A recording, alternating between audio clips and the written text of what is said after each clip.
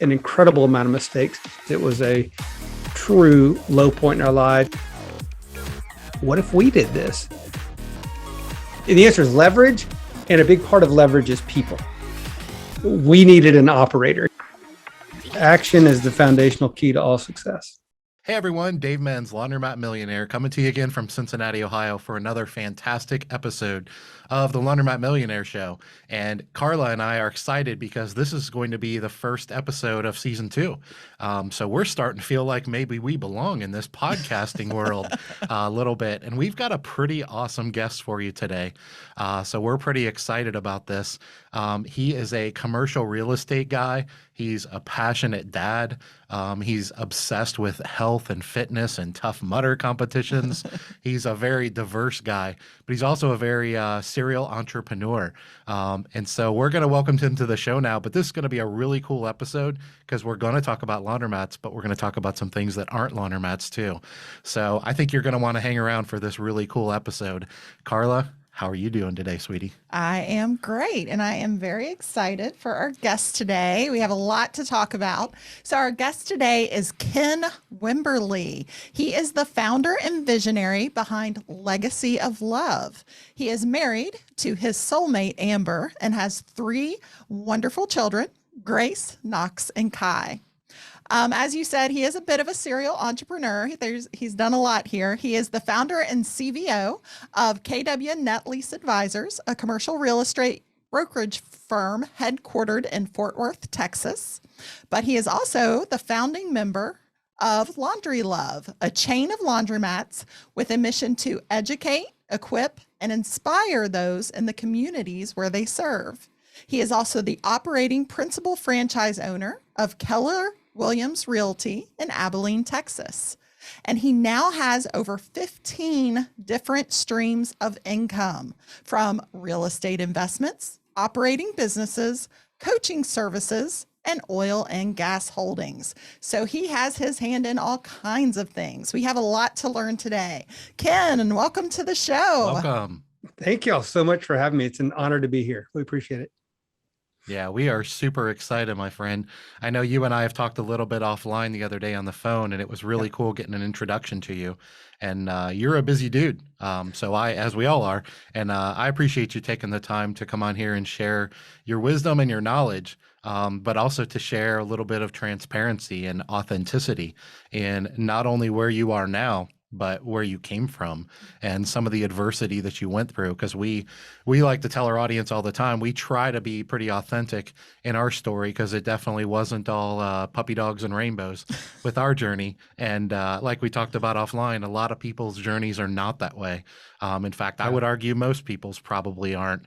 And I know you interact with a lot of really successful people, so I'm curious your thoughts on that. Is that your experience as you network and rub elbows with the successful entrepreneurs of the world?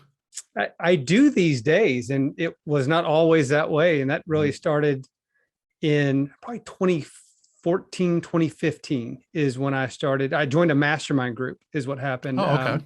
I had some success in the commercial real estate business for a number of years and was starting to do pretty well there. And someone, actually it was weird, you mentioned Tough Mudders. I saw someone on Facebook who had run a Spartan race, and I messaged them. I was like, hey, jerk, why didn't you invite me to that? I was like, I love those things. And he said, oh man, I didn't even think about you. And he said, I actually did this with this group of guys as part of a mastermind. He said, you should come check it out. I think you'd really like it. And the mastermind was Go Abundance.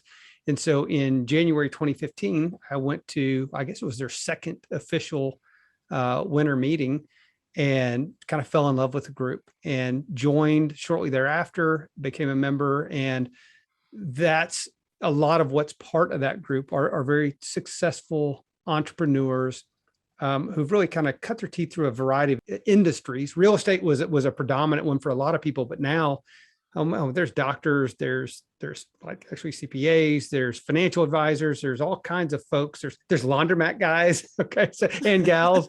So there's all kinds of people across industries that have become in there. And the beauty of a group like that is people come in and you're around peers that a lot of times once you make it up to a certain level, it's lonely. you get up there and like, wow, I got to run the show, and who do I go to for questions and the things that I don't know and I don't understand and that I don't have the answers to. And this has been a great resource for me of just, guys from around the country that are as authentic and transparent as can be. And we kind of lay it all on the line. We share with each other our financial statements. It's like, hey, this is, got to lift up the kimono. This is me right here.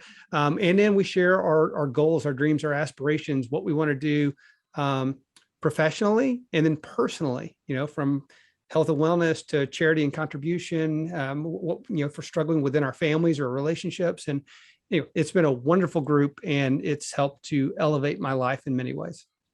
That's amazing. That's something that I'm just now starting to learn the value of, is this mastermind community world, and people call it group coaching, and there's different versions of different things. Real quick, what's that mastermind like? What's the format? Do you guys meet like once a month online and then once a year in person, or what's the dynamic of that?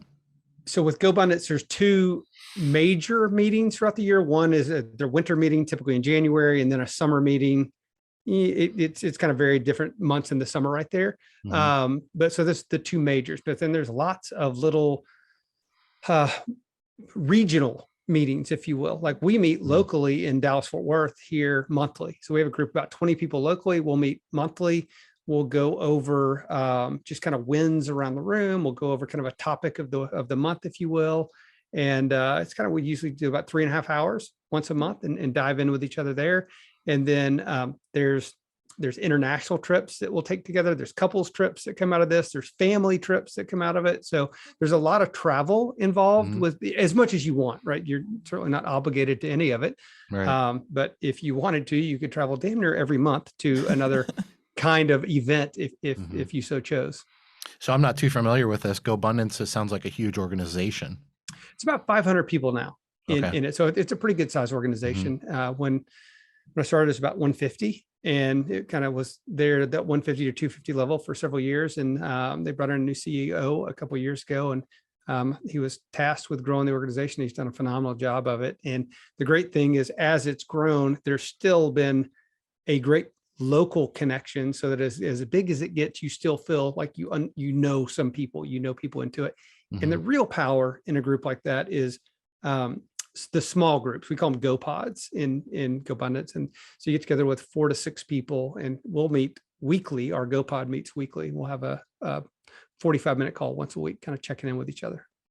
Oh, Are those the people in that pod? Are they also local to you, or can they be from anywhere? They can be from anywhere. So we meet via Zoom. One's in, we've got a guy in Arizona, Utah, California, and I'm here in Texas. Very cool. In Florida. So. Very cool. Well, that's a world I'm diving into. So thanks for obliging me a little bit there. And I'll share another one is that I'm a part of. So I'm really a part of 2 groups, and the other one is Front Row Dads, and it's very dad focused, as the name might sound, and their kind of tagline is family men with businesses. Instead of businessmen with family men, it's family men with businesses. And it's also a great one. We really dive in, and what can we do to be a better father, husband, leader in my family right there, and help each other with business as well. So I've become great friends and frankly kind of partners, and I've hired some people from that. So it's been a really cool group too. Yeah, that's really cool. Is that just as big of an organization, or is that more local to you?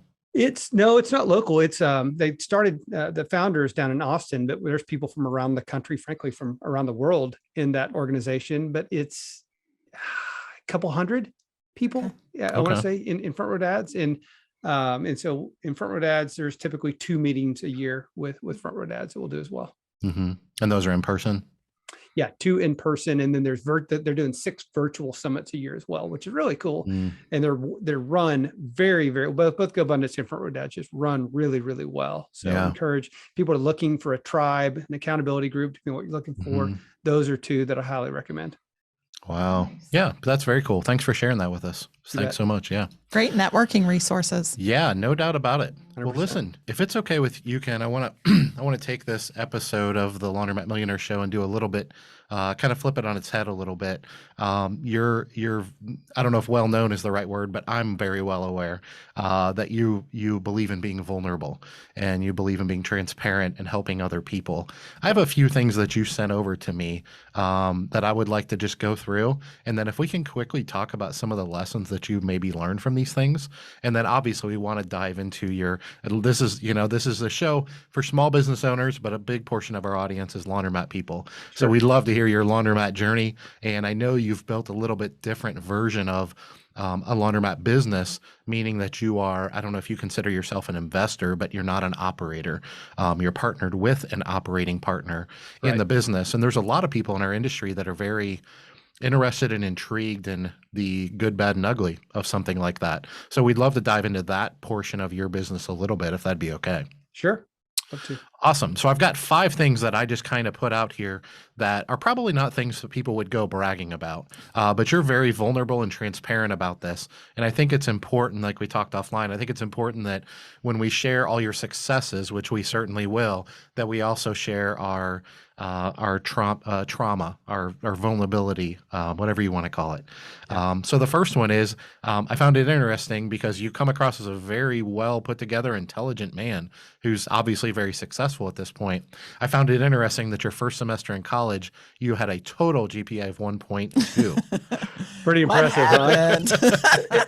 and so the fascinating thing about that is a follow on to graduating valedictorian of my senior class in high school. Okay. Very interesting. Okay. Now, granted, as my children love to point out to me, yeah, your class was the size of 50, real impressive. Gotcha. However, I was one of 50. So, I went to military school in high school. And so I graduated valedictorian, went to college. Now, I graduated at 16 years old. So I turned 17 like the month after I graduated. So I was young when I went to college. And during that summer of 17, I met a girl. Go fix it. There's basically your story. They always ruin it. There's basically your story. Is I met a girl and we got into this hot and heavy relationship. And then I went away to college. She stayed at home in high school.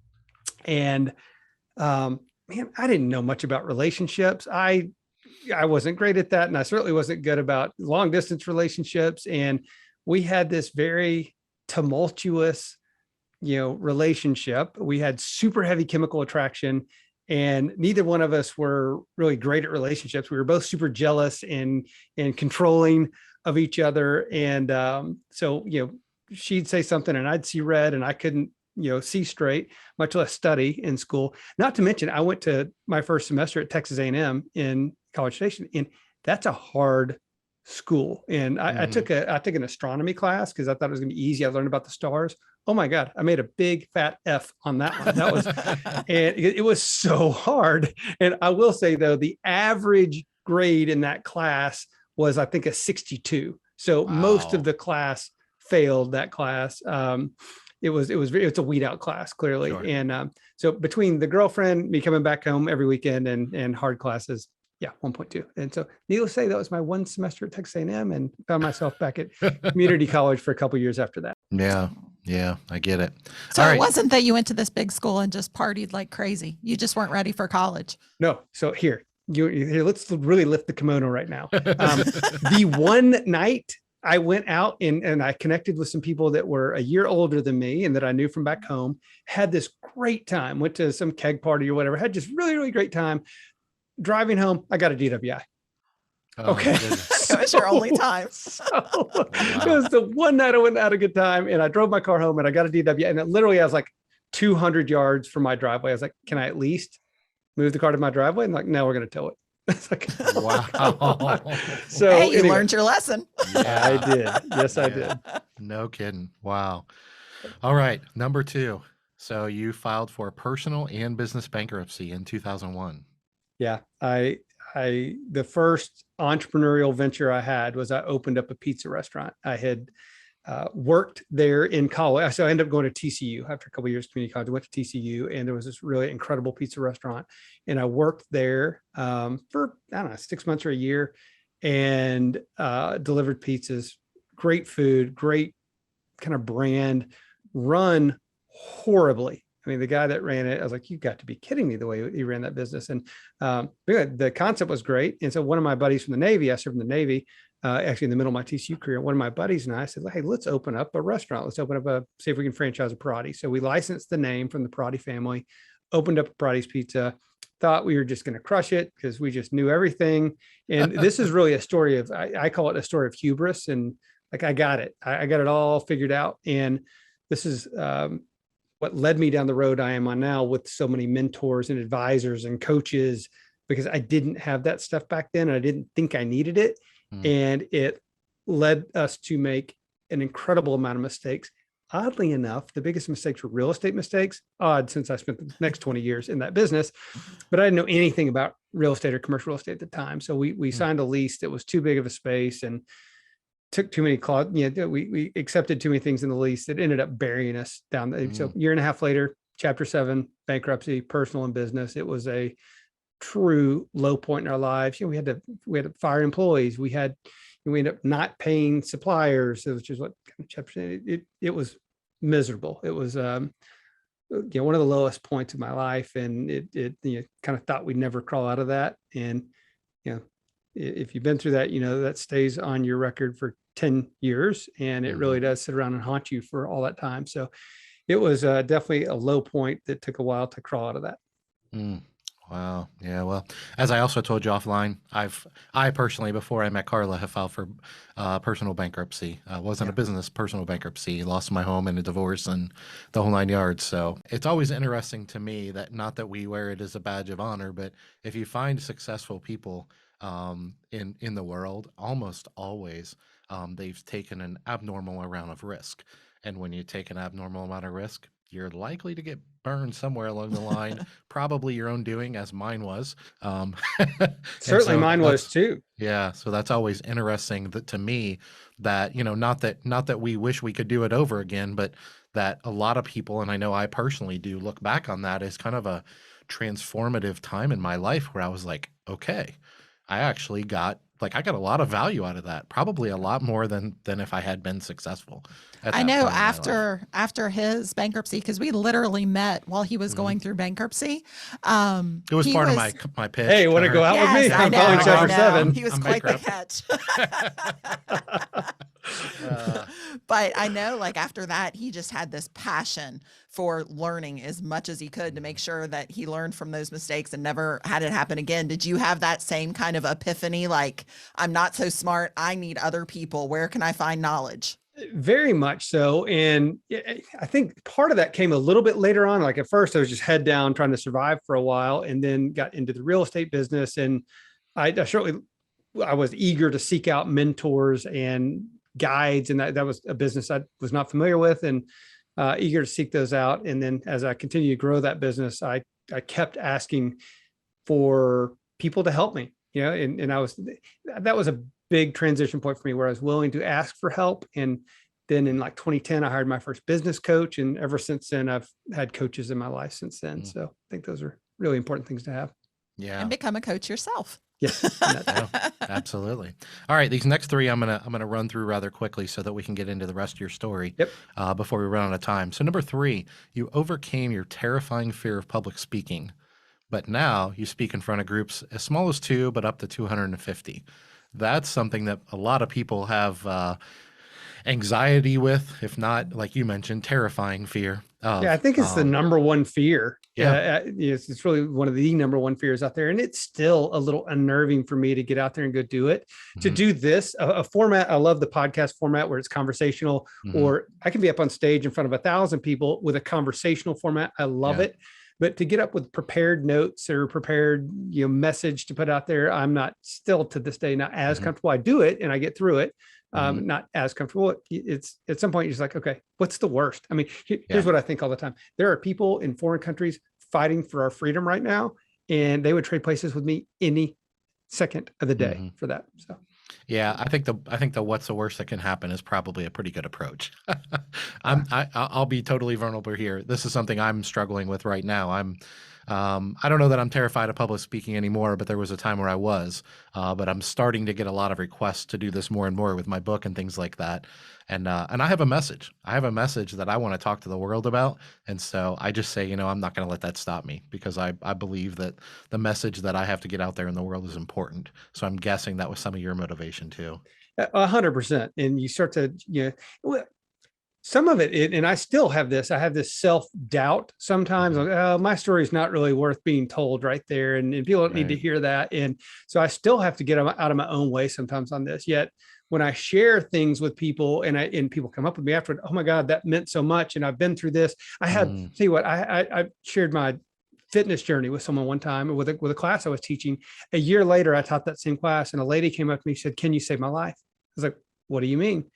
She said, "I've lost 100 pounds in the last year." Wow. She's like, "Because of your story and what you shared with me," she said, "I went out there and I've lost 100 pounds. I'm like, oh my God, that kind of thing moves me in great ways right there. It's just beautiful. Yeah, that is, yeah, that's why I would say we all have a story. We all need to tell that story. Maybe it's not on stage, maybe it's in a book or a podcast, or maybe it's in the privacy of your home on your telephone to one person, but we all have usually multiple messages to get out there, and we need to make that happen. Yeah. So good for you. So in 2008, 2009, there was this little crash that happened, and you tell us that you lost your home to a short sale, and at the same time amassed a huge amount of debt during that market crash. Had you already built up a pretty good real estate portfolio? Is that what happened? Oh, and got divorced at that same time. Too. So it was a triple whammy right there. Gotcha. Well, a lot of the debt that came, frankly, I sold some of my real estate portfolio to just keep the lights on for a while right there. But a lot of that debt was just this ridiculously big house we were living in, and we were keeping up with the Joneses, living way beyond our means, and doing all the things wrong. I mean, honestly, doing so many things wrong. And this is all me. I say I look at, I'll own that for so much of what it was. I allowed it to happen, and we went forward. And so there were just, in that house became an albatross and anchor around our neck. And so we lost that to a short sale, lost, whatever equity we had in that. Frankly, I was damn near kaputs again with, luckily didn't have too much consumer debt right there other than the home. And so didn't face bankruptcy again or anything like that. But the short sale was ugly. It was almost foreclosure. I remember screaming at the bank, "Come take the keys. Here, come take them." And it was ugly. Yeah. Wow. Well, the good thing is, while all four of those are pretty traumatic, the fifth one is actually a pretty good thing that I think it's cool that you're sharing with people. And that is that within a 24-month period of time from 2012 to 2014, you paid off, I'm guessing that debt, over $350,000 in debt that you paid off in 2 years. 2 years. We read Dave Ramsey, Total Money Makeover. And Amber and I were engaged to be married. So I got divorced, kind of got back on my feet a little bit right there. Started dating Amber. We got engaged, and a friend of mine gave me the Total Money Makeover book, really for my kids. He said, "Hey, I think you should read this. It's kind of cool way to look at finances with your kids." And I started reading that book. I was like, my kids don't need this. I need this book. And so I got Amber a copy. We read it together for 2 years. We listened to his podcast every single morning, or his radio show. We listened to that every single morning when we get ready. We had our debts lined up like the debt snowball from smallest to largest on the refrigerator. So anyone that came in our house would see, this is us. And we lived super meagerly for 2 years. We really limited travel. We ate in, which we like to cook anyway, but we really bear down. And at the same time, we were pouring into our business. So we were kind of scaling up the business and earning income so that we could pay those things off. And it was so cool because every time we paid off another debt, we'd have a little celebration. And then when it finally happened, it was, just a beautiful thing. Yeah. That's fantastic. That is fantastic for sure. I always hear people say that entrepreneurs can't follow the Dave Ramsey principles. So like as an entrepreneur, you use them for your personal finances. But do you agree with that business wise, it's, we use that all the time?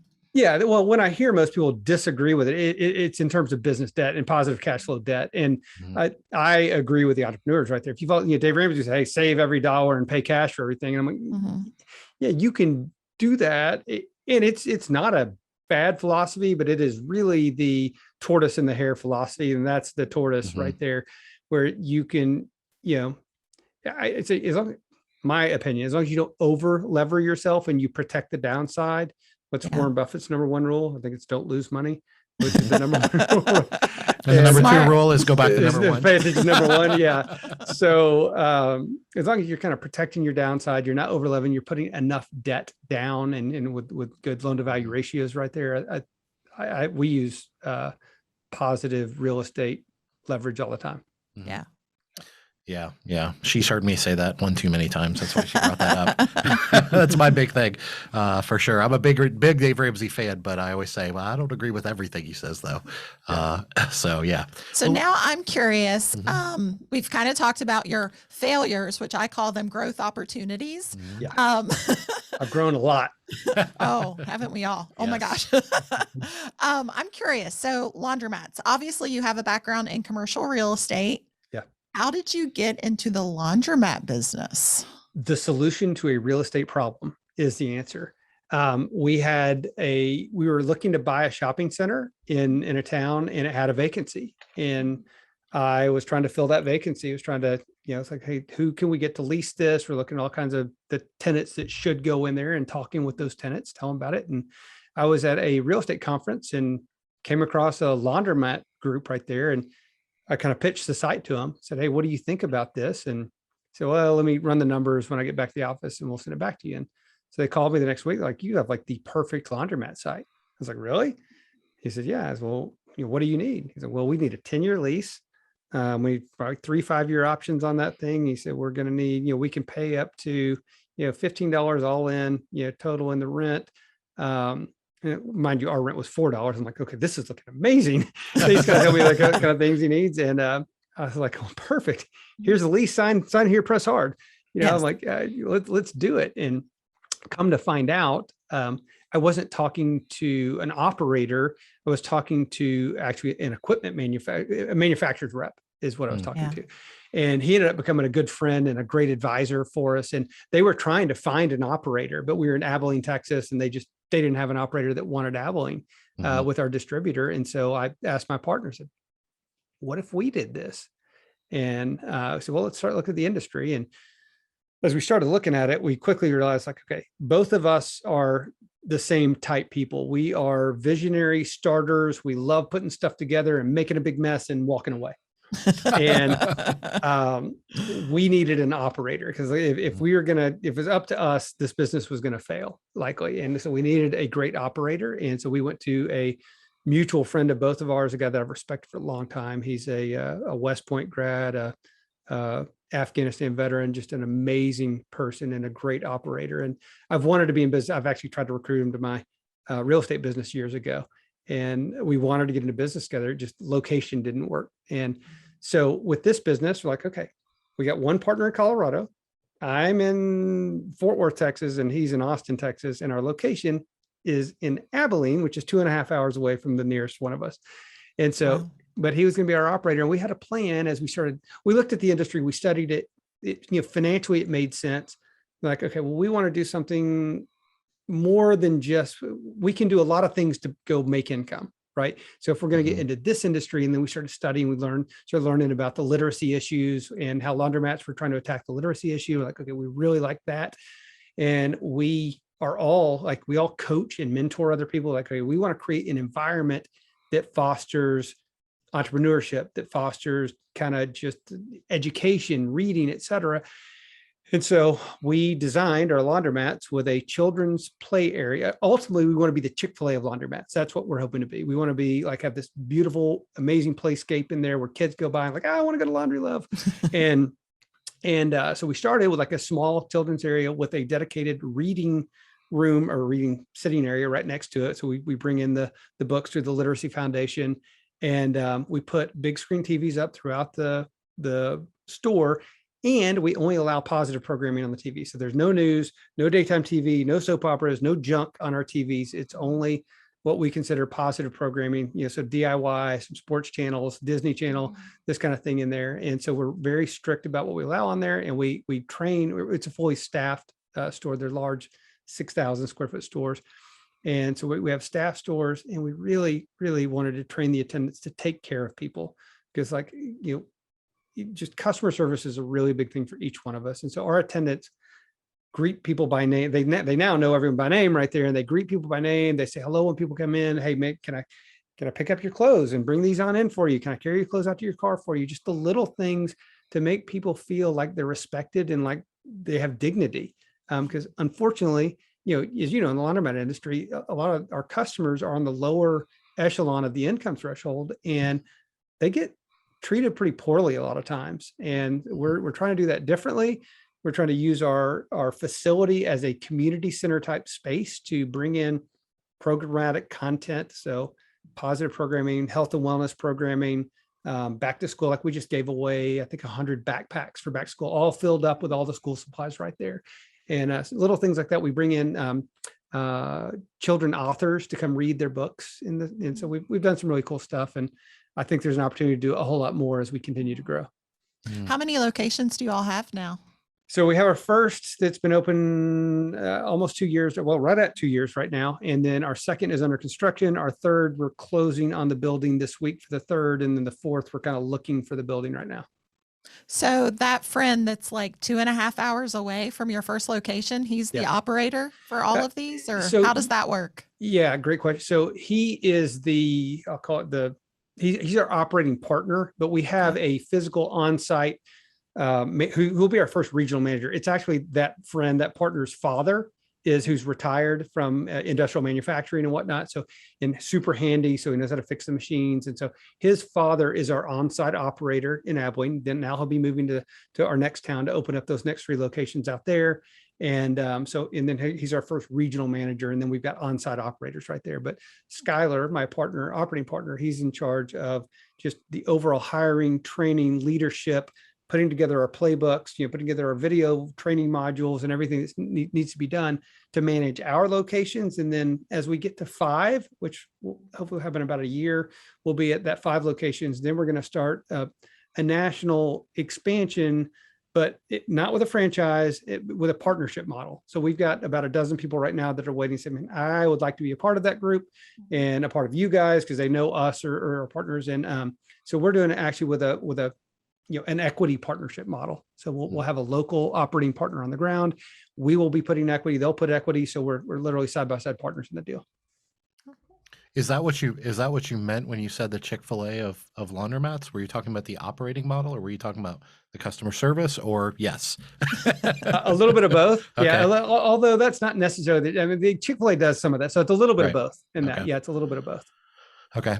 So I want to back up for a second. When you said that you realized you had a great location for a laundromat, and you said, okay, you kind of glazed over it real quickly. So for the next year, you just researched the industry. Can you walk us through what your organization, your team, you and your partner did to learn the industry in a little more practical, actionable 5-minute way that you can say, this is what we did, and this is what we maybe would do differently now, in knowing what you know now about the industry? I kind of like the way we did it, honestly. So it started with just online research. So we're looking at articles, figuring out what we can read online about the industry and learning that. So we had this manufacturer's rep that we had met. And so he was a great resource. He would send us documents. Hey, take a look at this, take a look at this. And then their company would host little meetups, right? And so we went to a couple of those different meetups where the executives from that company would talk about the industry, talk about what they do, how they service, what you could expect in terms of cost and operating ratios, et cetera. So we went to a couple of those, and then we went to the clean show. So we went out to the trade show and just spent 2 days out there on the floor meeting people. And by that time, we were already kind of moving forward with what we thought we were going to do. We had our local distributor that we were connected with. And so they spent like 2 days with us at the clean show, just getting us really into everything. And then, we signed up immediately at the Coin Laundry Trade Association, and we're started getting the magazines and reading the magazine every week. That stuff is filled with value. If someone's like looking to get in, you can read old issues and when I say old, read the past couple of years worth of issues from the Coin Laundry magazine, and you get a ton of information through that. Yeah. When you say a manufacturer's rep, is this a distributor? What do you mean by manufacturer's rep? No, it's one of the washing machine companies. Okay. Yeah, one of the companies. So right you there. connected directly with their rep? Yeah. Did they plug you into a distributor in Yep. the area? Yep. Okay. They Gotcha. did. I'm thinking you didn't buy the equipment directly from them. Okay. I'm No, trying to figure out how that worked. No, they plugged us in with a distributor. Gotcha. Yeah, Okay. that was our first contact, was this manufacturer's rep. And he's Sure. since left. He's gone on some other places, but he was a great guy and a great resource for us. How was the relationship with the distributor? Are you still doing other projects with them? I consider them partners. I really do. They're incredible, and I really look at them like partners. They were our first mentor. Right here, they own a dozen units on their own. Right, they're not just distributors; they're operators, and they were amazing mentors to us. We continue. They're a key part of our team. So we're big believers, because we don't have to remain brand agnostic because we're private. We're big believers in touting people that are doing good things in the industry. What's the name of the distributor? We want them to get credit for this. Atlas Industries. They're Atlas Industries. Atlas out of Dallas, and they're just amazing. Don't call them and make them all busy right now. Their phones are ringing off. But no, look, the principals of that company have been just golden people, absolutely wonderful, and a pleasure and a treasure to work with.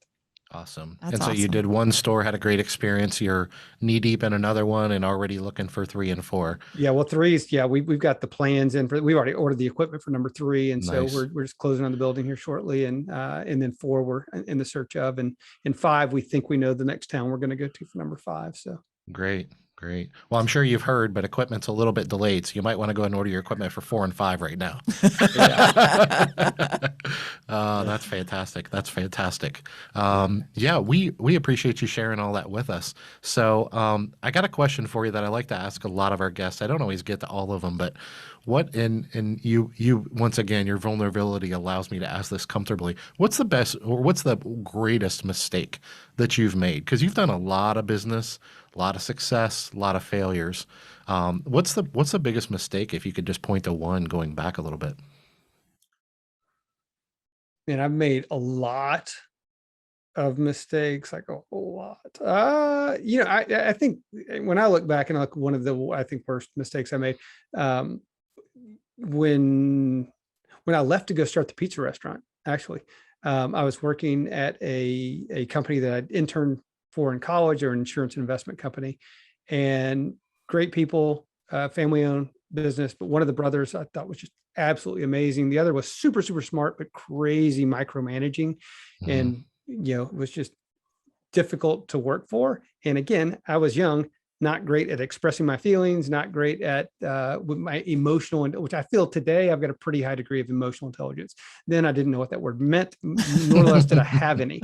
So, when I left that company, like 3 of us, maybe 4 of us, just left and walked out one day. And it was just a terrible way to leave someone. And I regretted that for a lot of years.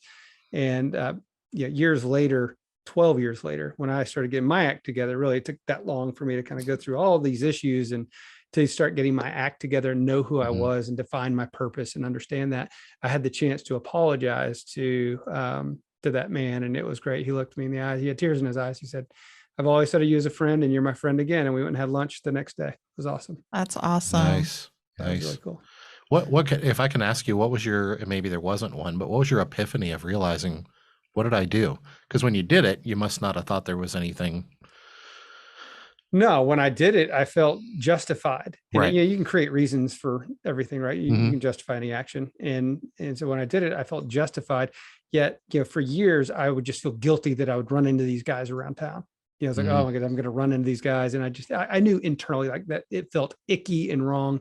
And, it was literally a decade later before I started becoming transparent and honest with myself about who I was and what I'd been and what I'd done and the life I had led. And at that point, I kind of was able to learn my purpose for being. And as I understood that, I was like, okay, you need to start living in alignment with this person. And so it was a long journey to get there. Yeah. Not so much. Oh my goodness. Right. Gotcha. So changing gears a little bit, I have heard you have an app. Can you tell me about this? This I'm is very so this is curious. so cool. So if you guys have started to tune out a little bit as I rambled about laundromats, plug back in because this is a pretty cool thing. Yeah. Well, this is part of, okay. So I find my purpose in Mhm. 2012, and this app is kind of a result of me finding my purpose. But let me say, the app is a result of my personal journey as a father. So I became a father in December 2002. My baby Grace, who's now a freshman at Auburn University, Oh, wow. was born. And when she was just 1 year old, and Knox, who's now a senior in high school, was in the womb, I decided that I didn't, want life to just pass me by and me forget all these little details of life. And there are a variety of things that happened to kind of get me to that place to think through that. And I was like, I want to find some way to memorialize moments as they happen. And keep in mind, this is way pre iPhone days. This is, you've got camcorders on your shoulder and stuff. And I wasn't a big video guy anyway, but I thought, I can write a story every once in a while and just journal to my kids. And I made a decision. This is a real kind of important decision of whether I was going to do it physically, like in a pen and paper, or digitally. And honestly, because I can type faster than I can write, I said, I'm going to do it digitally. And I started in a simple Word document, and I would write just once a month. It was the rhythm I could commit to. It's like once a month, I can write a quick story about each child, what's happening in their life, my life, our lives, what's going on there. And I went through that process. And over the years, I shared it with other dads and moms. Hey, here's what I'm doing. And a lot of them started journaling to their own kids, and they're like, holy cow, Ken, like this is the most important thing I'm doing right now, is slowing down a little bit, writing down just these things before they fade away from my memory. And as years went on, people started saying, you should really create something with that, because it's not hard to do it wherever. But what people found, and I found, is I've got notes in Word, I've got notes in Evernote, I've got notes on my phone, and you just got things all over. And so I was like, you should really go create something. And I'd searched the market when the time was right for me. I'd made some changes in my real estate business, and there wasn't anything out there doing what I thought should be done. And so we created an app, and it's now called Legacy Journal, or Legacy Journal app. It's live on the App Store and on the Google Play Store. So it's native to both. And it's really beautiful. It's one place to digitally capture, moments, memories, lessons, the funny things your kids said. You can annotate it with photos and videos, save voicemails, voice notes, so they can hear your voice as you're talking to them down the road. And it creates like a beautiful digital timeline of your child's life. And it's been really well received. It's really taken off these days. And the feedback has been incredible. Probably the coolest bit of feedback I'm getting from people right now is that, and I feel this myself, so I'm happy people say this, is that just the act of doing that, right? Of just physically slowing down and writing, spending 5 minutes writing down a story and putting a couple of photos in there, has made them more present with their family. And I'm like, wow, that is, and I feel that's really what's happening. So for me, it's all about kind of connectivity with family. And that's the most important thing in my life, and that's kind of where when I said I found my purpose in 2012, it's all about that. It's been a great example to connect with my family in everything that I do right there. So, anyway, that's our app. Go check us out on legacyjournal.app is our webpage. Kind of learn about it there, and you can find us on the Google and Apple stores. I love that. And I do feel like something I've always struggled with my kids is I don't take enough pictures. I don't record enough. But then on the other hand, I feel like if I'm taking pictures and recording when we're out doing stuff, I'm disconnected and not enjoying what we're actually doing.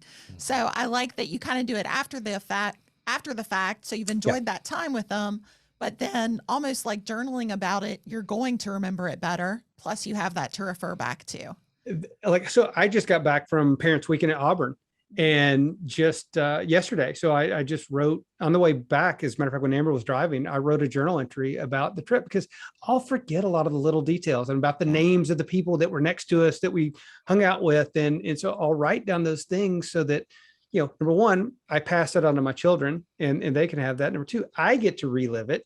And then the ultimate backstop of something like this, and that's a little bit morbid, but it's not, is if something should happen to me, And, I don't live to 80 or 90 or 100, and something happens tomorrow, then I've got all of these stories to pass on to my children so that they'll know how much I think most parents are always going to know, but maybe that, or most kids are always going to know, but maybe they don't. Maybe they have worries or concerns, and they'll know.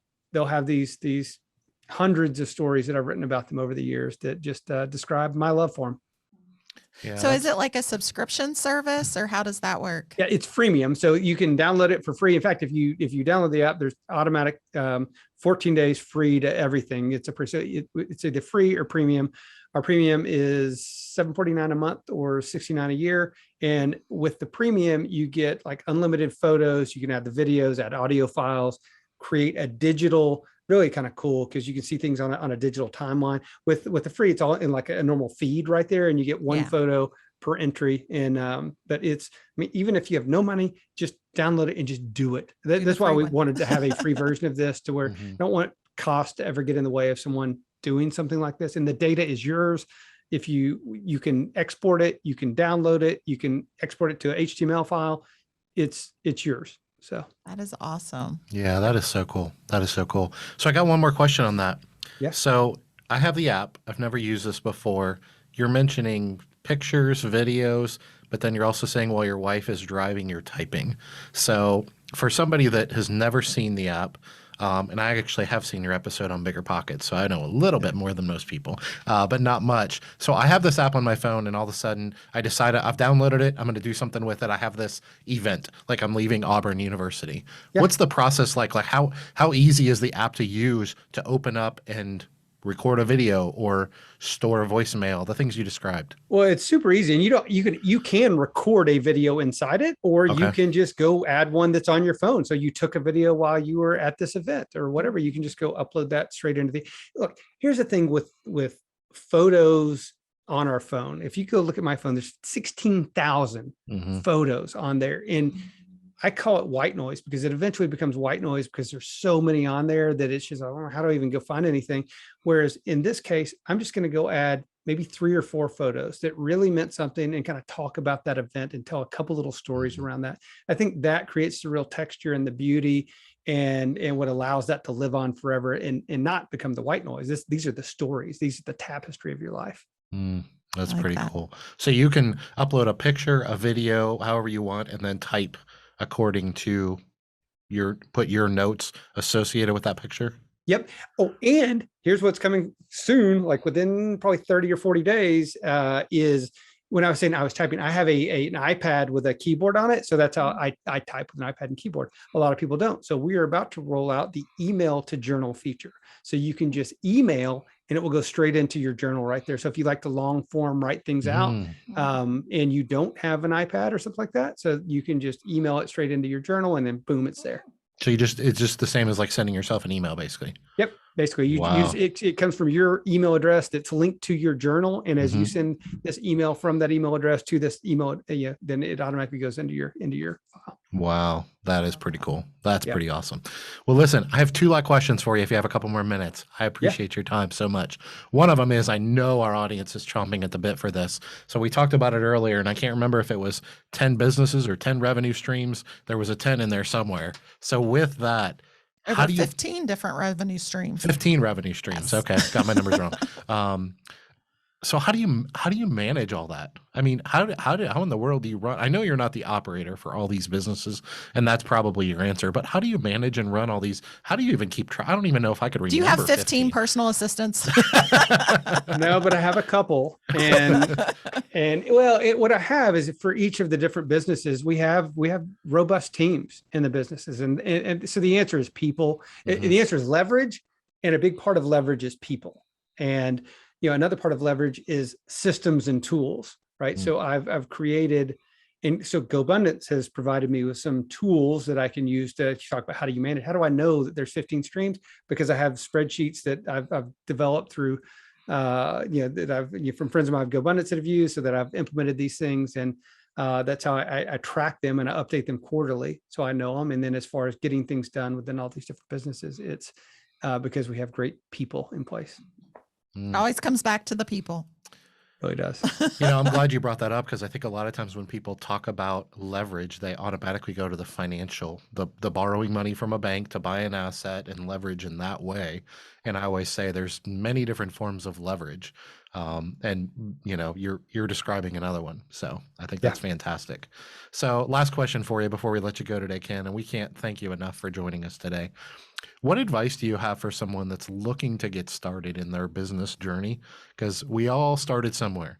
And the nature of our podcast being a small business podcast, a lot of the people that listen to this are either in the very beginning of their journey, or some of them are even like trying to learn how to get started. I hear all the time, and it's a lot of times with laundromats and my coaching, but I hear all the time, where do I start? What do I do? What as someone that has a lot of experience in starting, what's some tips you have for people? What would be the go-tos? I'll tell you my favorite quote. How about that? Okay. And it's by Pablo Picasso. And it says, action is the foundational key to all success. And I mean, I kind of almost just leave with that because it takes actions. You can look at stuff, you can study it. And I was not always that way. I owned Carlton Sheets, no money down real estate way back when, paid $400 for it, never took one bit of action on that. and so I had plenty of years of my life where I had thoughts and dreams and desires, but they weren't manifesting into action. And so I just tell people, just don't make excuses. I have a hashtag that I use. It's NFE, and the first is no, and the last is excuses. And it's you just gotta guess the middle. So you just got to go get out there and make it happen. And I know that sounds, I don't want that to sound crass, but it really is. Just take the little step of action, and the little step will lead to bigger steps. Yeah, that's fantastic. Well, listen, thank you so much for being here today. I know people are going to want to reach out to you. I'm not sure how much of that you would like, but how can people reach you if they want to connect with you more? Yeah, look, come to legacyjournal.app. You're going to kind of learn a lot about me and what's going on right there. Go to laundryloveluv.com. You kind of learn about us right there. And you can connect with me on Facebook or Instagram. I'm on both of them. Just transparently, I don't get on there very often. I'm just not a huge social media fan. But I do get on there occasionally. And certainly if I get DMs or something like that, I'll go check in those. Okay, fantastic. All right, last question, I promise. How'd you get the name Laundry Love for a laundromat? I meant to ask you this like a half hour ago, by the way, but I haven't. we went through a whole Laundry bunch Love. of different names and iterations, and it sounded really great. So we were through about 3 or 4. So we had a little Facebook polls and different things right there. It's kind of how we kind of came. Yeah. Gotcha. That's pretty clever. People will remember that. And I'm guessing you're already picking up on that. Well, and it's interesting because I have, Legacy Journal, the corporate name is Legacy of Love, Inc. And so my license plate actually say Love, LUVLOVE. So, oh, very cool. Very cool. Well, now we know where Ken is driving. All right. Well, listen, man, thank you so much for joining us today. To our audience at home, we hope you get a lot out of this. There's going to be a lot of things. You're going to rewind the episode, listen to it again. If nothing else that you get out of this, if you're a parent or want to be a parent in the future, hope to be a parent, go check out Ken's app because I know we're going to. So definitely. Thank you all. Thank you, Ken. We will see you next time on another episode of Laundromat Millionaire Show. Take care.